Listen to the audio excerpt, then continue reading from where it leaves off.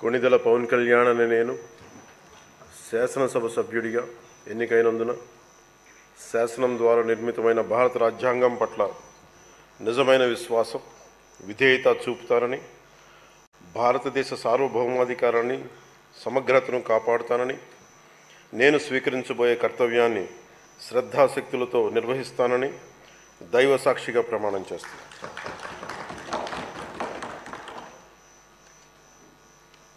కొణిదెల పవన్ కళ్యాణ్ అనే నేను ఆంధ్రప్రదేశ్ శాసనసభ